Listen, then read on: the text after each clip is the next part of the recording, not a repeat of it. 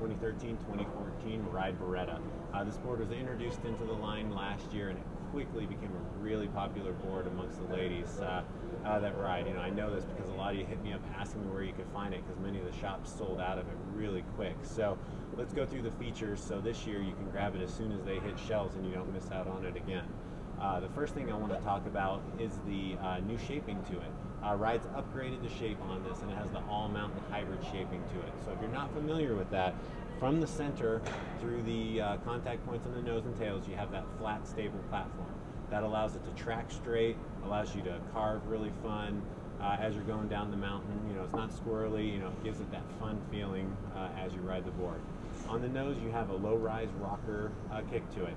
It's a decent amount of rocker. It gives you that loose play, so as you're carving through the mountain, you're not going to get any hang-ups. As you're carving through powder, it's just enough a kick to really help you keep above the snow and keep that float so that you don't nose in and tumble. Then down through the tail, you have that micro camber infused back in.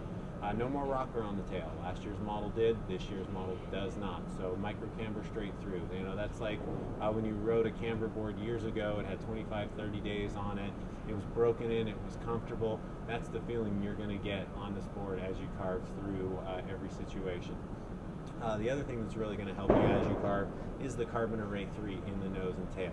These little carbon stringers that come out from your binding inserts really grab that energy that you have in your binding and pull it out to your effective edge, so you can really carve out those turns, lay them down, or just dork around through the mountain.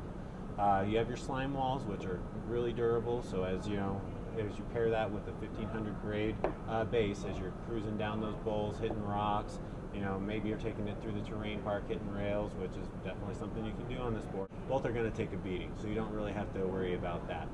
Lastly, I want to talk about the right sizing on this board. My wife, for instance, she started riding boards before there were women-specific boards, and for years she's really disliked women's boards. And a big reason of that is because a lot of companies just take the guys' models and narrow them down and shorten them up. Ride has really put a lot of effort into making sure that the rocker starts where it needs to. The inserts are placed where they're supposed to. The way that everything is laid out in this board is designed for you. You have a different center of gravity. You ride a different than a man does. So things need to be placed different and shaped different on your board so that you can have just as much fun as the guys are, out on the mountain.